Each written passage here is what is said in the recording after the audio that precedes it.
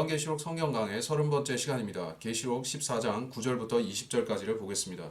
짐승의 표를 받는 자들에 대한 경고의 메시지가 구체적으로 강조되어서 세 구절에 걸쳐서 나오고 있는데, 이 문자적이고 직설적인 666 표에 대한 말씀들을 성경이 경고하고 있음에도 불구하고 상징과 비유라고 해석하는 주석가들과 신학자들이 있습니다.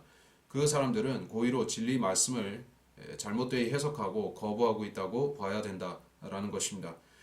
셋째 천사가 그들을 따라가며 큰 음성으로 말하기를, 누구든지 그 짐승과 그의 형상에게 경배하고 그의 표를 자기 이마나 손에 받는다면 그 역시 하나님의 진노의 포도주를 마시게 되리니 그것은 그의 진노의 잔에 혼합하지 않고 부은 것이니라. 또 그 사람은 거룩한 천사들의 면전과 어린 양의 면전에서 불과 유황으로 고통을 받으리니 그 고통의 연기가 영원 무궁토록 올라가리라. 그 짐승과 그의 형상에게 경배하고 그의 이름의 표를 받는 자는 누구든지 밤낮 쉼을 얻지 못하리라. 계시록 14장 9절로 11절. 앞서의 13장에서도 나왔었지만 짐승의 형상에 경배하는 것이 우선이고 그 표를 받는 것은 다음입니다.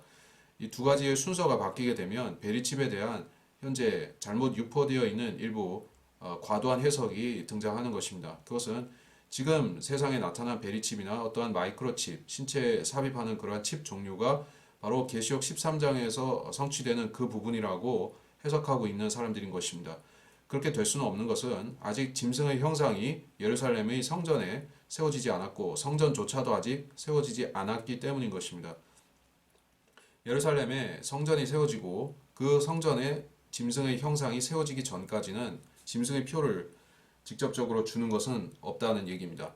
큰 바빌론 창녀, 이 로마 카톨릭 교회의 음행으로 인해서 진노의 포도주가 온 세상에 주어지는 것입니다. 이것은 하나님의 진노로 인한 심판이고 이 로마 카톨릭과 직간접 연루된 모든 자들이 이 진노의 포도주 잔에 참여하게 되는 것입니다.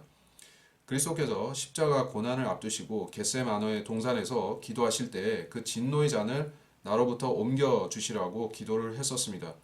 하지만 예수님께서 그 하나님의 죄인과 죄에 대한 그 강력한 진노를 몸소 받으신 것입니다.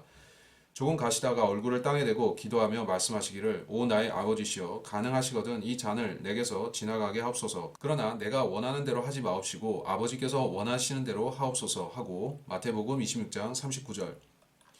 자, 다시 두 번째로 가셔서 기도하며 말씀하시기를, 오 나의 아버지시여, 내가 마시지 않고는 이 잔이 내게서 지나갈 수 없다면 아버지의 뜻대로 하옵소서라고 하시고, 마태복음 26장 42절. 자, 그래서 결국 예수님께서는 아버지께서 주시는 그 진노의 잔, 죄인들과 온 죄악 세상에 대해서 퍼부어지는 그 진노를 하나의 잔에 응축된 그것을 끝까지 마시고 비우심으로써 하나님의 진노를, 절대적인 그 진노를 몸으로 받으신 것입니다. 그분의 몸과 혼과 영으로 받으신 것입니다. 그래서 예수님께서 진노의 잔을 받지 않으셨다면 우리가 구원을 받을 수가 없었고, 결국 예수님께서 하나님이 죄에 대한 진노를 대신 치르신 것입니다.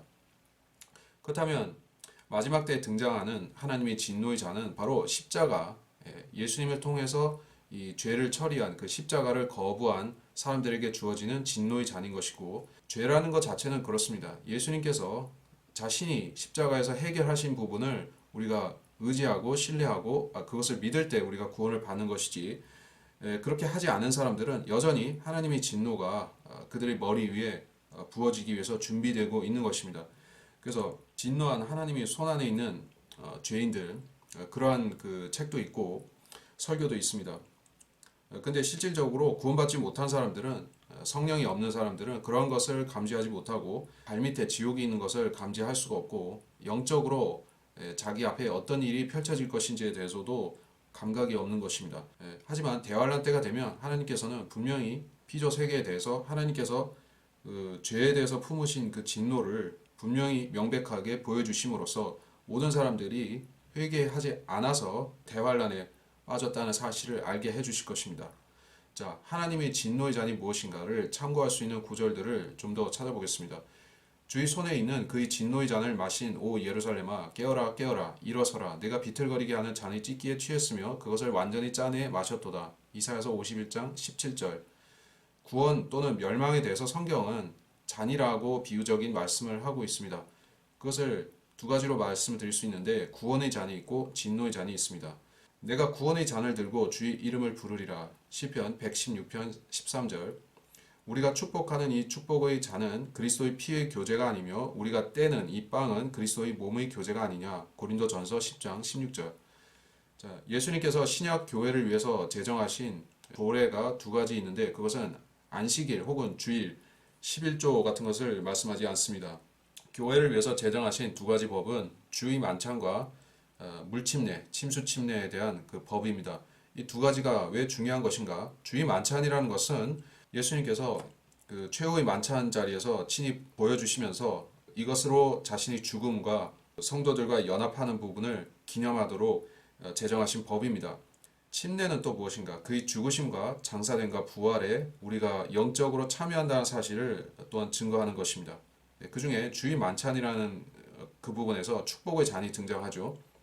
하나님께서 그리스도의 저주와 그의 희생을 인간들에게는 축복으로 바꾸셔서 돌려주셨던 것입니다. 즉 예수님께서는 저주의 잔을 받으시고 우리는 그것이 오히려 축복의 잔이 되어서 돌아오는 것을 말하는 것입니다. 때문에 십자가를 거절한 사람들은 바로 예수님께서 받으셨던 것과 같은 그러한 저주의 잔을 그들이 받게 되는 것입니다. 예수님께서는 무죄하시기 때문에 저주의 잔을 받으셨을지라도 그것을 극복하고 부활하실 수가 있었지만 이 세상 죄인들은 그렇게 하지 못하는 것입니다. 본문에서 경고하고 있는 그 심판의 잔은 큰 바빌론 교회, 즉 로마 카톨릭의 주술과 마법에 걸린 그 민족들, 또 그들의 왕들과 그들의 대통령들과 수상들과 그러한 자들을 혼취케 만드는 진노의 포도주 잔이라는 것입니다. 이것을 마시는 자들은 용의 독과 또한 독사들의 독에 중독될 것이며 적그리스도의 거짓 선지자가 용과 같은 말을 한다라고 했듯이 이 자들의 입에서도 똑같은 말이 나오게 될 것입니다. 그들의 목구멍은 열린 무덤이요 그들이 자기 혀로는 속였으며 그들의 입술 아래는 독사의 독이 있고 로마서 3장 13절. 하나님의 원색적이고 순수한 그 형태 그대로의 진노가 사람들에게 퍼부어진다. 그것을 어떤 국가나 개인이 감당할 수가 있는 것인가? 그럴 수가 없습니다. 일찍이 소돔과 고모라와 같은 사건에서 하나님께서 보여주셨다시피 하나님의 진노가 그대로 표출되면 그 세상과 그 사람들은 멸망하게 되는 것입니다. 노아의 홍수 때 땅이 멸망했던 것과 같이 되고 폼페이가 멸망한다든지 또 대지진으로 인해서 도시들이 파괴되는 것과 같은 일이 일어나는 것입니다. 그것을 믿지 않는 세상에서는 소위 말해 자연재해라든지 천재지변으로 이야기를 하지만 그러나 성경에서 봤을 때는 그것은 분명히 창조주께서 내리시는 심판이고 또한 하나님의 진노는 궁극적으로는 지옥이라는 곳에서 완전히 성취가 되는데 지옥은 그 의미가 단순히 죄지은 존재들을 벌한다는 의미만 있는 것이 아니라 하나님께서 불의와 악을 미워하시는 그분의 성품이 끝까지 표출이 되는 장소라는 것입니다. 그래서 죄인이 구원받을 수가 있는 이유는 하나님의 진노가 이 세상에서는 동전의 앞뒷면과 같이 사랑과 자비와 맞물려서 작용하기 때문인 것입니다. 이 세상에서는 그렇게 하나님께서 양면적으로 일을 하시지만은 지옥에서는 그렇지가 않다는 것입니다. 하나님께서는 이 현 세상에서는 죄에 대해서 진노하시면서 동시에 죄에 의해 타락해서 지옥을 향해 가는 모든 인간들에 대해서 연민과 동정을 갖고 계십니다. 그 때문에 여러분이 예수 그리스도를 영접할 때 구원을 받을 수가 있는 것이며 만약 하나님께서 진노대로만 판단하신다면 누구도 구원을 받을 수가 없다는 것입니다.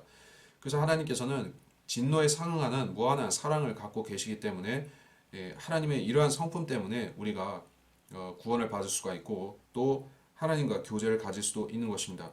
근데 사람들은 어떠한 상태에 있는가? 하나님처럼 그 완벽하게 불의를 미워할 수도 없고 완벽하게 의를 사랑할 수도 없는 것이 그 사람이라는 것입니다. 만일에 인간들이 그것을 할 수 있었다고 하면 사람들 사이에서 구원자가 나타났겠지만 사람들은 그렇지가 못한 것입니다. 더더욱이 지금이 마지막 때인데 이 시대를 성경에서 계시록에서는 라오디케아 교회의 시대라고 말씀하다시피 이 시대는 혼탁하고 또 도덕이 무너질 뿐더러 사람들이 선과 악 중에서 의와 불의 중에서 중립을 지키려고 하는 실질적으로는 그것이 중립이라고 할 수가 없는 그러한 미지근함에 빠져 있는 것이 지금의 교회와 세상의 세태라고 볼 수가 있는 것입니다. 그래서 사람들은 지금이 소돔과 고모라처럼 그렇게 악하다고 생각하기도 하고 아니라고도 생각하는데 왜냐하면 두 가지 측면이 다 있기 때문인 것입니다. 한편에서는 수많은 그리스도인들이 그 그리스도인들이 물론 그 은사주의도 있고 잘못된 교리를 믿는 또는 이단도 있고 하지만은 이 시대에 그리스도인들이 없는 것이 아닙니다. 도처에 기독교인들이 있고 또 교회들이 나름의 어떤 복음에 입각해서 뭔가를 하려고 합니다. 하지만 이 세상 전체는 전통적으로 그러니까 과거 시대의 그리스도인들이 세상을 질타하고 또 세상에 대해서 취했던 그러한 그 성별된 자세에서 벗어나서 굉장히 타협적이고 종교 자체도 그러한 혼합되어 가는 양상을 보이고 있는 것이 지금의 세태라는 것입니다. 그래서 이 시대 사람들은 자기들이 그렇게 흐리멍텅하고 타협적이고 중도적인 것처럼 하나님도 그런 존재라고 생각하고 있는 것입니다. 이 시대의 성경을 믿는 사람들 중에서 하나님의 말씀을 문자 그대로 믿는 진실되게 믿는 사람들을 제외하고 대부분의 기독교인들조차도 이 세상의 중립적인 자세로 따라가려고 하는 것입니다. 자, 그래서 영원한 지옥이라는 것이 이 시대에는 가장 받아들이기 힘든 교리로서 남아 있습니다. 왜 그런가? 과거에는 지옥을 이야기할 때 사람들이 이 세상이 악하다는 것을 대부분 시인하고 인정하고 또 실질적으로 전쟁이 자주 일어나고 열악하고 전염병이 돌고 하면 사람들은 그 자신의 죄를 자각하게 되어 있는 것입니다. 근데 지금 이 시대가 어떻게 움직이고 있습니까? 점점 살기 좋아지고 뭐 세상 전체적으로 놓고 보면 안 그렇다 할지라도 적어도 한국 같은 경우에는 굉장히 평화로운 시대를 우리가 60년, 70년을 그렇게 살아오고 있지 않습니까? 그래서 이 지옥 이야기를 할 때 사람들이 점점 받아들이지 않으려고 하는 것이 그게 우연한 것이 아니라 하나님께서 주기적으로 사람들에게 채찍질을 하시고 경각심을 심어주는 그러한 엄청난 지진이라든지 뭐 전쟁이라든가 어떤 사태가 잘 없었기 때문에 사람들이 무뎌진 것이다 라고 보는 것입니다. 근데 이런 시대가 계속 가는 것이 아니라 결국에는 갑작스럽게 교회의 휴거 또 그리스도의 공중 재림과 함께 이것이 끝나고 그 다음으로 굉장히 그야말로 터프한 시대가 오게 되는 것입니다. 그것이 대환란이고 그때가 되면 사람들은 자기 목숨이 경각에 달린 언제 꺼질지 모르는 그러한 상황에서 하나님을 붙들지 않으면 언제 지옥에 갈 줄 모르는 그러한 시대가 되는 것입니다. 거룩한 천사들의 면전과 어린 양의 면전에서 불과 유황으로 고통을 받을 것입니다. 짐승의 표를 받고 그 형상에 경배한 자들은 어떻게 되는가? 여기 말씀한 그대로 천사들과 어린 양, 즉 예수님의 목전에서 불과 유황으로 고통을 받는 그런 일이 일어나는 것입니다. 자, 이것은 우리가 일반적으로 생각하고 있는 그러한 지옥을 넘어서고 있습니다. 지옥이라는 것은 땅 밑에 있는 장소요, 또 지하세계라고도 불리는 음부이죠. 여러분은 지금 지옥을 어디서도 찾아서 볼 수는 없습니다. 인간들이 땅 밑을 계속 파고 들어간다면 결국 지옥을 만나게 될지라도 그렇게 한 사례는 아직까지 공식적으로는 없죠. 이 지상의 인간계로부터 격리가 되어 있는 장소이기 때문에 여기서 면전에서라고 하는 표현은 굉장히 특별하다고 하겠습니다. 어떻게 이렇게 될 수가 있는가? 지옥이 이 땅에 일부 개방되는 시점은 계시록 6장에서 그 지옥이 열린다 하는 부분에서 암시는 되고 있습니다만은 지상의 지옥이 완전히 열려지고 개방된 채로 최소 1000년이 가는 것은 앞으로 예수님이 재림 이유가 된다는 것입니다. 이 지옥과 불못에 대해서 우리가 연구하면 재미있는 것들이 있는데 지금 많은 것들을 말씀을 드릴 수는 없고 일단 간략히 정리해서 한 가지만 말씀드리자면 불못이 천년왕국 때에 존재할 것입니다. 그것은 이스라엘 남쪽에 있을 것이고 에돔의 그 사해 인근에 있을 것입니다. 그러나 그 짐승이 잡히고 짐승 앞에서 기적들을 행하던 거짓 선지자도 그와 함께 잡혔으니 그는 짐승과 더불어 그 짐승의 표를 받은 자들과 그의 형상에 경배한 자들을 속이던 자라. 이 둘이 유황으로 불타오르는 불못에 산채로 던져지더라. 계시록 19장 20절. 짐승과 거짓 선지자가 둘이 불못에 던져지는데 이것은 전에 없었던 것이고 예수님 재림과 함께 생긴 것입니다. 일종의 싱크홀 같은 것으로 볼 수가 있는데 지옥으로 연결된다는 개념이죠. 그것이 생기는 지역은 에돔이고 현재의 사해 근방으로 보일 수 있습니다. 천년왕국 때 그 근처를 지나가는 여행자들은 지옥을 목전에서 확인할 수가 있을 것입니다. 마치 유전이 폭발하면 엄청난 시커먼 매연들을 뿜어내면서 아비규환의 그런 장면을 연출하곤 하죠. 여러분이 예전에 걸프전에서 그런 광경들을 보셨었습니다. 마찬가지로 지옥의 뚜껑이 열린 채로 거기서 연기가 올라오고 그 안에서부터 온갖 소리들이 나오는 것을 바깥에서 볼 수가 있는 것입니다. 일종의 체험 학습 같은 것인데 일종의 미니 불못이 이스라엘 남쪽에 천년왕국 기간 동안에 있게 될 것이고 지나간 사람들은 볼 수가 있습니다. 즉 계시록 14장에서 지옥의 죄인들은 그리스도와 그의 거룩한 천사들 면전에서 고통받는다고 했는데 실제로 그렇게 될 일입니다. 하나님을 알지 못하는 자들과 우리 주 예수 그리스도의 복음에 순종치 아니하는 자들을 불길 가운데서 벌하시니 이런 자들은 주의 임재와 그의 능력의 영광으로부터 떠나 영원한 멸망의 형벌을 받게 될 것이라. 데살로니가 후서 1장 8절로 9절. 주의 임재가 있게 될 곳이 당연히 예루살렘이고 천년왕국의 수도이죠. 그래서 거기에서 예수님은 세상을 통치하시고 또 그 남쪽으로 해서 불못이 있으니까 지옥의 죄인들은 아마도 그 찬란한 영광을 살짝 볼 수도 있을 것입니다.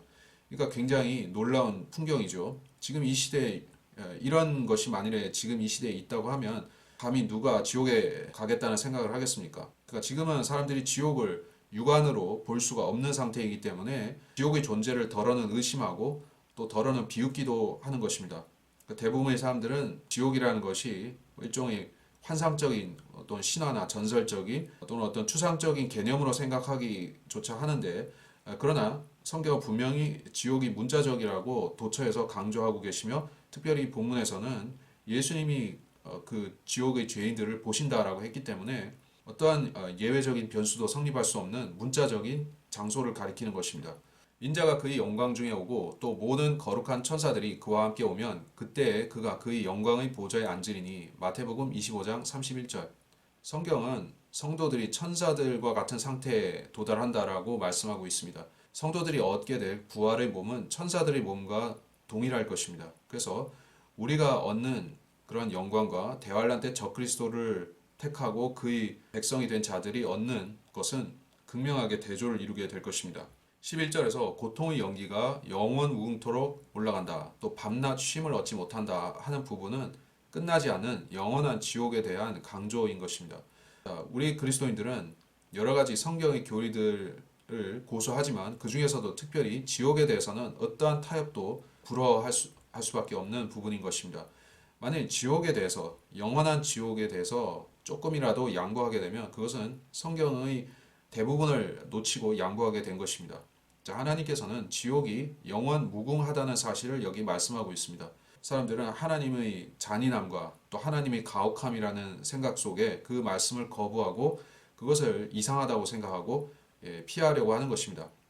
적그리스도적인 그리스도를 반대하는 생각으로 가득 차 있는 그러한 죄인들이 자신이 영원히 살 수밖에 없는 존재, 즉 사람의 혼이 있다는 그 사실을 본인은 어느 정도 알기 때문에 지옥이라는 말을 들을 때 자신과 그 사실을 결부시켜서 생각 안 하려고 회피하는 것입니다. 어린 아이들은 영원이라는 말에 대해서 잘 이해를 못하죠. 물론 그들은 죽음에 대해서도 개념이 없습니다. 희박한 것입니다. 아이들에 있어서는 그 영원보다는 오래오래라는 개념이 더 적절하고 익숙할 것입니다. 그러다가 나이가 들고 우리가 이성이 발달하면서 그때부터는 우리 눈앞에 있는 이 현 세상만이 세상의 전부가 아니라 과거 시대가 있었고 수많은 죽어간 사람들이 있었으며 또 앞으로 시대에 얼마만치 그런 세대들이 있다 하는 것을 인식을 갖게 되면 그때부터는 이 영원이라는 것이 굉장히 큰 의미로서 우리가 우리 머릿속에 받아들이게 되는 것입니다. 그러나 진정 인간이 영원을 이해하고 참여하기 위해서는 우리가 먼저 구원을 받아야 되는 것입니다. 삼위일체이신 하나님의 영원하신 속성, 그 본성에 참여하고 우리가 교감하게 되면 그때부터는 우리가 영혼에 대해서 이해하기 시작하는 것입니다. 그것은 어떠한 언어나 지식으로 구체적인 묘사를 할 수는 없으나 분명히 하나님께서는 영원 전부터 계셨고 영원 후까지 계시며 또 인간은 그분의 속성을 닮아서 그렇게 된다는 사실을 우리가 체감적으로 알아가게 되는 것입니다. 그러나 이제는 우리 구주 예수 그리스도의 나타나심으로 그것이 드러났으니 그는 죽음을 폐기하시고 복음을 통하여 생명과 불멸을 밝히셨느니라. 디모데후서 1장 10절. 불멸, 임모텔러티라는 것은 모든 사람들이 추구하고 바라는 것이기도 합니다. 하지만 그 목적을 이루기 위해서 인간들이 기대려고 하는 그 수단은 매우 유약한 것들인 것입니다. 바로 약이나 의술에 의지해서 그렇게 하려고 한다든지 또는 냉동인간이라든지 AI나 몸을 바꿔 타고 갈아타기 같은 윤회나 전생 이런 것들을 가지고 하려고 하는데 그것으로 불멸이 이루어지지 않습니다. 사람의 혼 자체가 하나님께서 불멸하도록 창조하신 것이기 때문에 영원히 하나님과 연합된 상태로서 즉 복되고 거룩한 상태로서 영원히 가든지 아니면 하나님과 분리된 채로 저주의 상태에 떨어져서 영혼을 보내든지 그 둘 중에 하나를 선택하게 된다는 것입니다. 때문에 육신의 생명을 조금 연장하거나 조금 덜 살거나 하는 부분이 이 영혼의 문제에 있어서는 전혀 무가치한 것입니다. 영혼이라는 것은 말 그대로 영원히 사는 것입니다. 그리스도의 십자가에서는 죄의 용서가 우리에게 계시되었고 또한 동시에 영생과 불멸의 길이 거기에 계시되어 있는 것입니다. 여기에 성도들의 인내가 있으며 여기에 하나님의 계명들과 예수의 믿음을 지키는 자들이 있느니라고 하더라. 또 내가 하늘에서 나는 음성을 들었는데 나에게 말씀하시기를 기록하라. 이제부터 주 안에서 죽는 자들은 복이 있도다. 성령께서 말씀하시니라. 이는 실로 그들은 자기들의 수고를 그치고 쉴 것이요 그들의 행위가 그들을 따를 것임이라고 하시니라. 계시록 14장 12절로 13절. 자, 이것은 일상적인 어떠한 인내가 아니라 하나님의 계명과 예수의 믿음에 관련한 인내를 말씀하고 있는 것입니다. 그것은 많은 고난과 시련을 통과하고 견뎌내는 대환란의 인내를 말씀하고 있습니다. 여러분이 개인적으로 인내하고 살 수 있습니다. 하지만 그것은 대환란 때 성도로서 지켜야 하는 그러한 인내에는 미치지 못하는 것입니다. 각별히 여기서 말씀하시고 있는 고난이라는 것은 7년 환란 중에 있을 것들이고 그때는 누구도 그 믿음의 경주를 끝까지 인내로 달리지 못하면 안심하고 끝낼 수가 없는 것입니다. 그래서 하나님의 계명들이라고 했을 때 이것은 교회 시대인 지금에는 사랑하라, 이웃을 사랑하고 형제, 교회 안에 형제를 사랑하라 하는 부분으로 요약해서 적용하지만 그것을 대환란에 볼 때에는 하나님의 계명들이라는 것이 구약 시대에 적용되었던 그 모세의 율법들을 그대로 말씀하는 것입니다. 그래서 지금은 어떠한 그리스도인들도 이방인이든 유대인이든 율법을 지킴으로써 구원을 쟁취할 수 없고 또 율법을 지킴으로써 구원을 지켜낼 수도 없는 것입니다. 율법이라는 것은 어떤 부분에서는 성도의 삶을 복되게 인도할 수도 있는 것이고 유대적인 제사법이나 안식일법이나 또는 할례나 이런 지극히 유대적인 부분을 제외하고 일반적으로 우리가 하나님이 도덕적인 계명들을 지켜서 절대로 어떤 손해를 보거나 우리가 망가질 일은 없는 것입니다. 그러나 그런 계명들을 지키고 또는 무시하고 살고 그런 것이 우리의 구원의 당락을 결정하는 부분이 아니라는 얘기입니다. 근데 여기서는 어떻게 말씀하고 있는가? 예수의 믿음과 또 행위를 즉 하나님의 계명들을 동급으로 놓고서 말씀을 하고 있죠. 구원의 조건을 적용하고 있는 것입니다. 자, 이 시대에는 여러분이 이웃을 사랑하는 것이 하나님의 계명을 지키는 것입니다. 이웃 사랑에는 복음을 전하는 것이나 교회 안에서의 어떤 언행이나 봉사나 모든 부분들이 들어갈 수 있습니다. 그것들은 사랑의 동기로 행해지는 것이 맞습니다. 하지만 지금 여러분은 누구도 안식일을 지키거나 또는 유대인의 다른 율법을 지켜서 구원을 얻으려고 해서는 안 됩니다. 그것은 갈라디아서에서 사도 바울이 많이 경고했듯이 불법이고 다른 복음이며 또 구원의 길을 왜곡시키는 변질된 가짜인 것입니다. 그래서 그런 것을 우리가 지금 해서는 안 되고 하지만 대환란 때가 되면 다시 하나님께서 유대인들에게 선지자를 주시고 또 14만 4천이 등장하며 그들을 통해서 이 예수의 믿음과 율법을 가지고 사람들에게 전파하도록 하시는 것입니다. 대환란 때가 되면 안식일 준수하는 것이 생명의 경각에 달렸을지라도 반드시 지켜야 되는 그러한 첨예한 문제가 되는 것을 이 마태복음 24장에서 말씀하고 있죠. 모세와 엘리야가 등장할 것이며 그들이 예언하고 가르칠 때 분명히 율법에 입각해서 할 것입니다. 때문에 본문에서 말씀하고 있는 하나님의 계명들이라는 것은 우리가 지키고 있는 또 지켜야 하는 교회 안에서의 이웃사랑 이런 부분이 아니라 그거를 넘어서서 실질적인 십계명, 율법 조문들을 지키는 걸 말합니다. 13절은 이제부터 즉 하나님이 계명을 지키는 그 자들에게 이제부터 복이 있다. 즉 그들이 영원한 복, 즉 구원의 보증을 받을 수 있다는 부분을 말씀하고 있습니다. 그들은 그것을 끝까지 고수하고 살다가 목배임을 당하건 혹은 끝까지 견디건 그것을 통해서 구원을 받는 것입니다. 여러분이 지금 예수 그리스도를 구주로 믿게 되면 먼저 주 안에 있게 되고 영원한 복인 영생을 일단 받게 되는 것입니다. 그 일은 사도 요한이 13절의 이제부터라는 부분을 기술하기 전부터 그러했었고 2000년 동안 그러해 온 것입니다. 지금도 그 일은 예수를 구주로 믿기로 결정하고 고백하고 영접하는 모든 죄인들의 마음속에서 일어나고 있는 일인 것입니다. 하나님께서는 사람들이 그렇게 하고자만 하면 수십억 명을 한 번에 구원시키실 수도 있는 능력을 가지신 것입니다. 왜냐하면 그것은 십자가에서 이루신 예수 그리스도의 피의 대속에 기인한 죄의 속죄이기 때문에 어떠한 제한도 없는 것입니다. 근데 계시록에서는 계시록적으로 봤을 때는 구원에 있어서 어떤 무제한성이 아니라 강력한 제한성이 걸리고 있는 것입니다. 특별히 구원을 받지 못하고 또는 예수를 믿었을지라도 탈락하는 조건으로서 제시가 되는 것이 바로 여기에 짐승의 표, 또 짐승의 형상이라는 사실입니다. 여러분이 그러한 제약 조건이 걸리는 시대에 지금 살고 있지 않기 때문에 지금과 같은 때에 예수님을 믿는 것은 굉장한 축복이요, 은혜라는 사실을 알 수 있어야 됩니다. 그것을 모르고 성경을 믿는 것을 어떤 율법을 지키는 것으로 오인한다든지 또는 율법을 전혀 지킬 필요도 없고 예수를 믿을 필요도 없고 그렇게 무법자로서 산다든지, 그리고 소수만이 성경적으로 구원의 확신을 가지고 또 성경적으로 이웃사랑의 계명을 지키려고 노력하며 또 성경적으로 율법주의에 빠지지 않고 은혜 안에서 살아가고 있습니다. 자, 그러한 소수의 성도들이 복음을 전하고 또 그들이 진리의 지식을 전파하기 때문에 하나님께서 이 시대를 아직 두고 보고 계신 것이지요. 그래서 이제부터라고 하는 이 시점에 걸려 있는 그 환란 성도들은 어떻게 보면 참으로 그들의 운명이 대환란의 시간표에 걸려 있는 그러한 절박한 입장이기도 한 것입니다.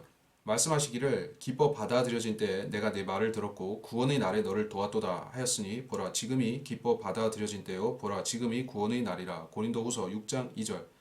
인내로서 구원을 쟁취하려고 하는 사람들의 대호 속에 여러분이 들어가려 해서는 안 될 것입니다.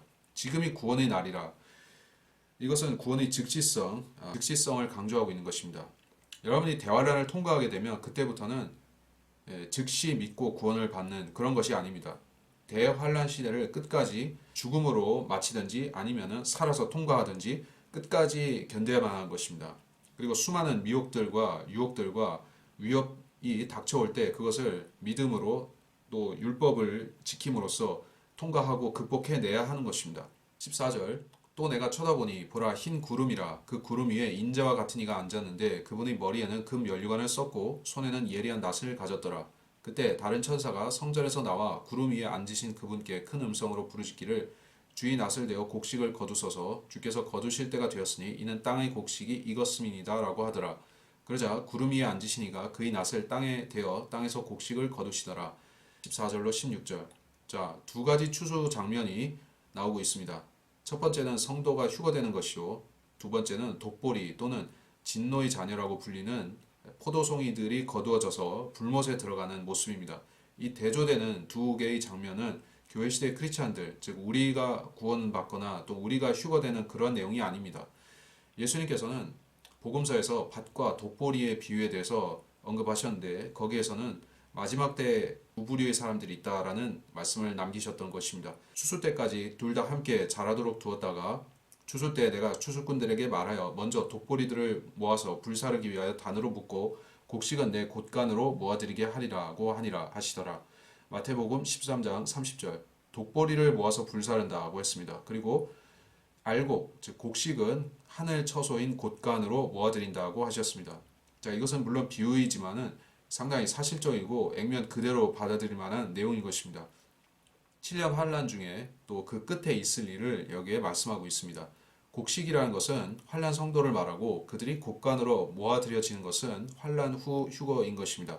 또 독보리들을 단으로 묶는다고 했을 때 이것은 적그리스도가 나타나서 세계를 하나로 통합시키는, 즉 세계 정부를 말한다고 보는 것입니다. 그러니까 종교와 정치, 세계적으로 하나가 되어서 단으로 묶는 것이 바로 이 독보리의 양상이고, 그렇게 되어지기 위해서 지금 현재 계속 세계 정세가 진척이 되고 있다라고 볼 수가 있습니다.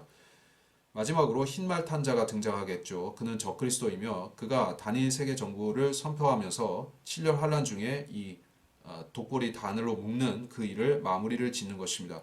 그리고 나서 그 단으로 묶어진 그 독보리들을 완전히 불살라 버리는 전쟁이 일어나는데 그것이 아마겟돈 전쟁이라는 것입니다.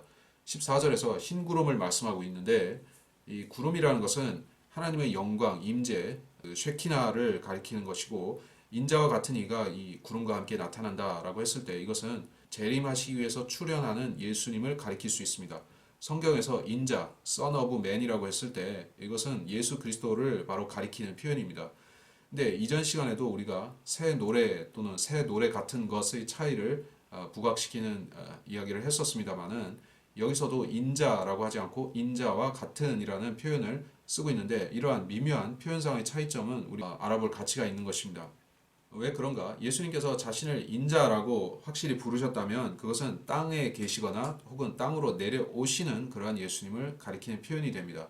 인자라는 표현 자체가 땅에서 예수님이 출생하셨기 때문에 그 육체로서 이 땅에 거하시는 그 예수님을 가리키는 표현이 될 수가 있는 것입니다. 또 땅으로 귀환하실 때에는 바로 올라가신 모양 그대로 다시 오신다고 하셨던 천사들의 그 예고와 일치하는 표현이기도 한 것입니다. 하나님을 이 땅에 계신 그 육신으로 이 땅에 거하시는 그 예수님으로서 표현할 때 인자가 되는 것입니다.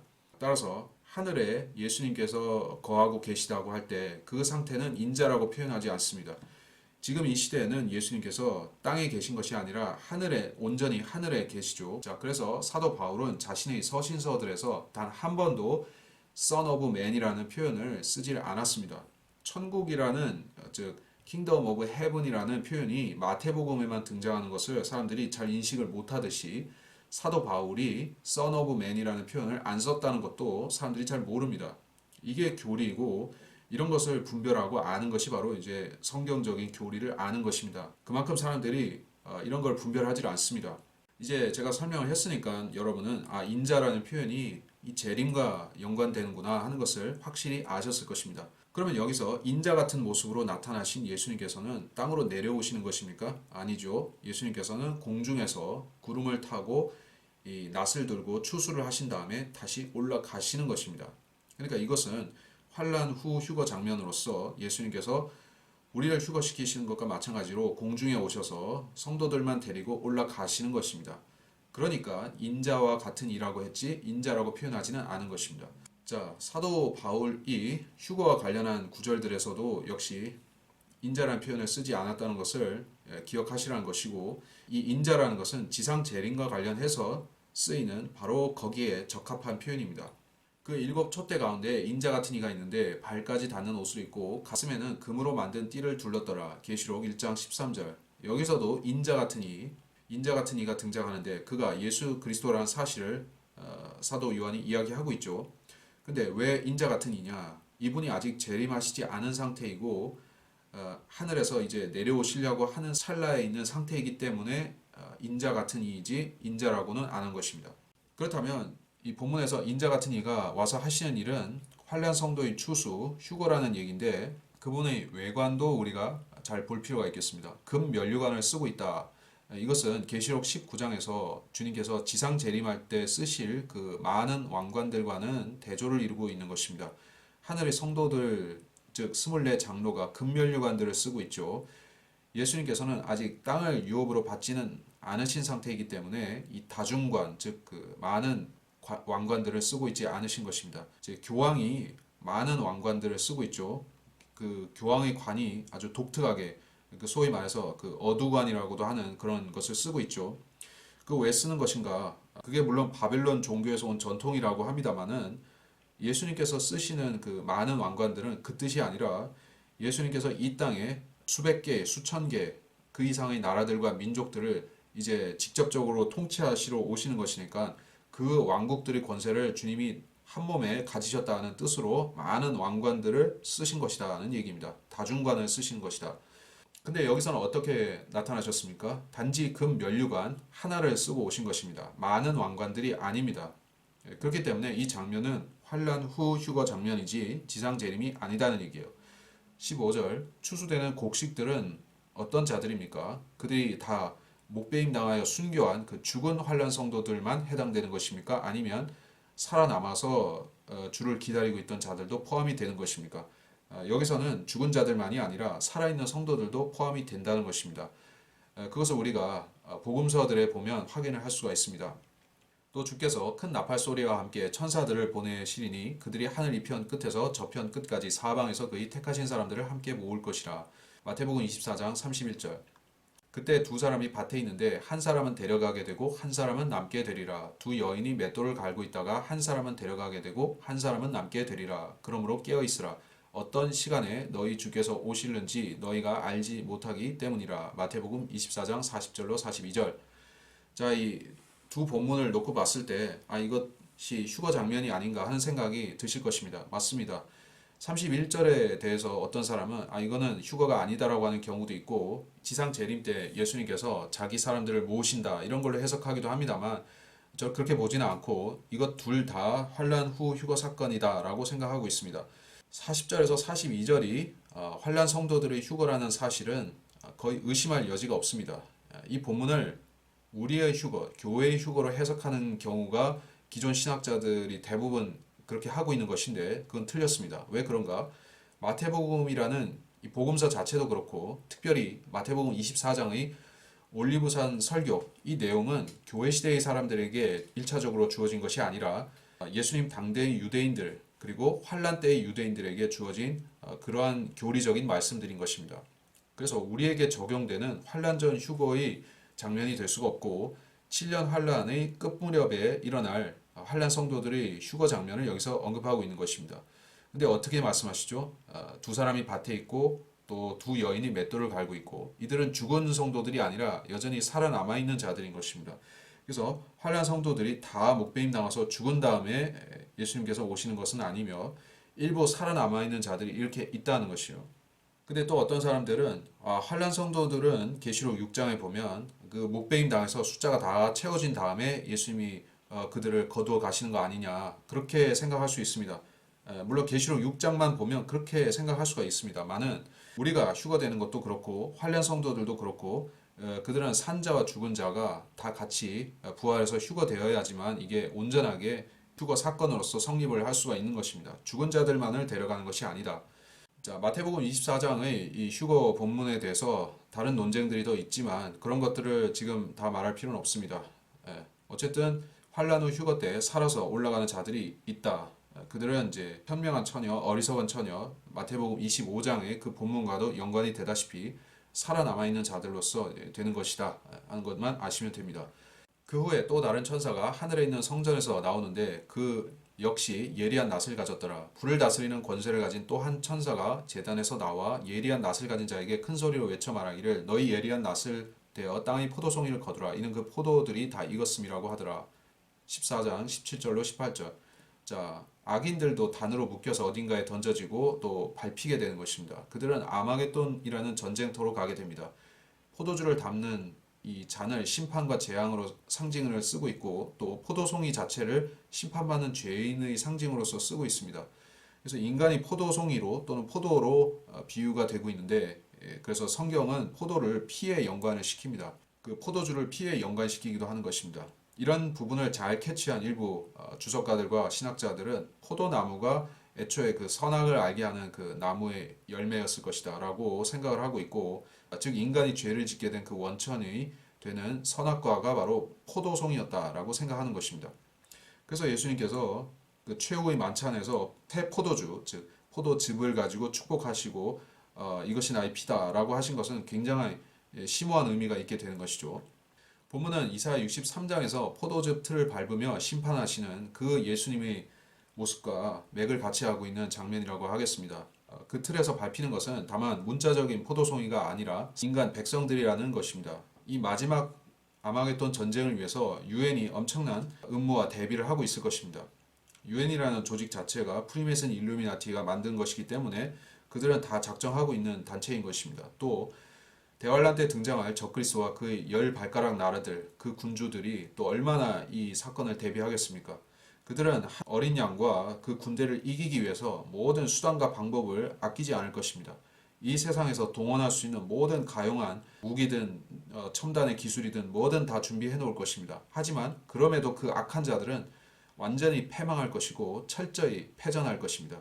그리고 그들이 패잔병의 마지막 한 명까지 다 몰살되기 전에는 이 전쟁이 끝나지 않는 것입니다.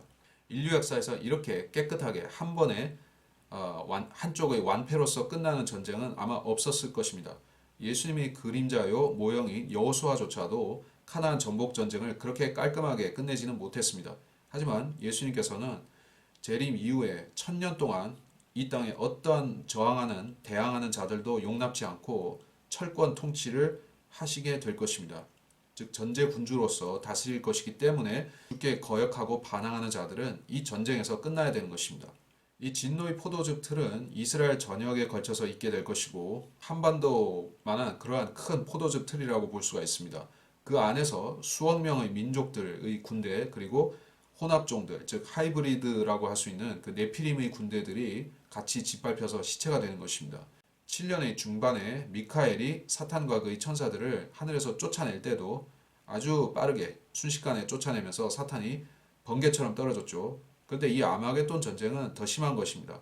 24시간도 넘기기 전에 하늘의 군대가 승기를 잡고 완패를 시켜버리는 것입니다. 그들의 피가 거의 250에서 300km 가까운 거리에 걸쳐서 퍼질 것입니다. 그리고 그 피 바다의 가장 높은 수위가 말고비 높이로 이를 것인데 90cm나 1m 좀 안 되는 그런 높이로 피의 강과 피의 호수가 형성이 될 것이라는 얘기입니다. 엄청난 전쟁을 예고하고 있습니다. 모든 정치 지도자들은 자기들이 평화를 위해서 전쟁을 한다라고 사기를 쳐왔고 또 이번에 벌어지는 전쟁은 마지막 전쟁이다. 이걸로써 모든 전쟁들을 끝내자라고 백성들을 설득하기도 해왔었던 것입니다. 그러한 거짓말은 기원전부터 지금까지 거듭해 왔습니다. 하지만 전쟁은 끝나기는커녕 점점 더 규모를 키워왔고 그 수단도 잔혹해져 온 것이 이 역사가 보여주는 사실입니다. 20세기에 양차 세계대전이 벌어지고 더 잔인한 전쟁들이 그 뒤에도 더 있었죠. 우리 시대에는 그러한 전쟁들이 잠시 멈춘 것처럼 보이고 세계적으로 어떤 소강 상태 그런 것이 있지만은 자, 역사를 되짚어 보면 이런 시대는 오래 가지 않습니다. 폭풍전의, 태풍전의 고요다 하는 그 말이 딱 어울리듯이 이 시대는 하나님께서 큰 일을 준비하시기 위한 태풍전의 고요라는 사실을 많은 사람들이 모르지만 여러분은 알고 계셔야 되는 것입니다. 전쟁을 방지하기 위해서 많은 조약들, 협약들, 기구들이 설립되어 있습니다.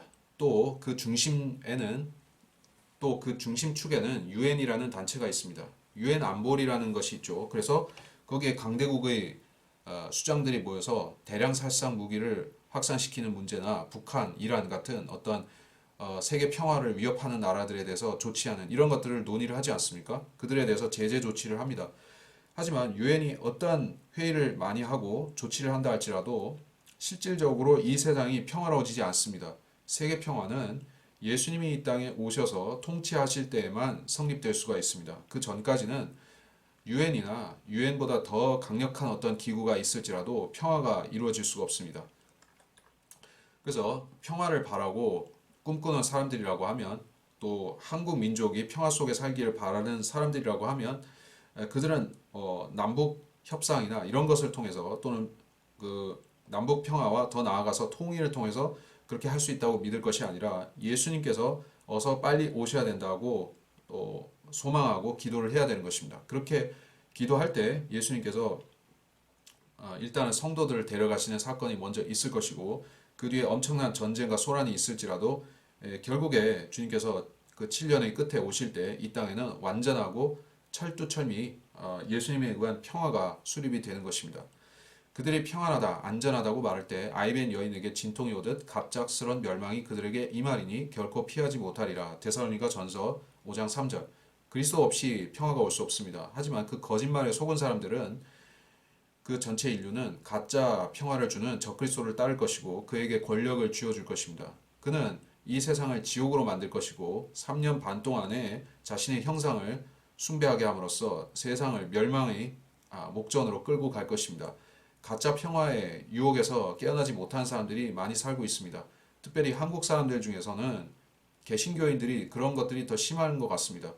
그들은 이제 평화라는 말이 성경에 나오는 것을 이 세상의 그 정치에다가 적용을 한다든지 그런 사람들이 소위 진보라고 하는 또는 뭐 보수도 마찬가지라고 보지만 어쨌든 그들은 성경에서 액면 그대로 말씀하시는 그 평화라는 것은 분명히 예수님의 재림을 전제로 하고 있다는 사실을 많이 놓칩니다. 그래서 그들은 정치 지도자, 특히 어떤 기독교를 중심으로 한 정치 질서가 그거를 가져올 수 있다, 평화를 이룩할 수 있다라고 잘 속는 것입니다. 하지만 그것은 우리가 헛된 미망이고 잘못된 꿈입니다.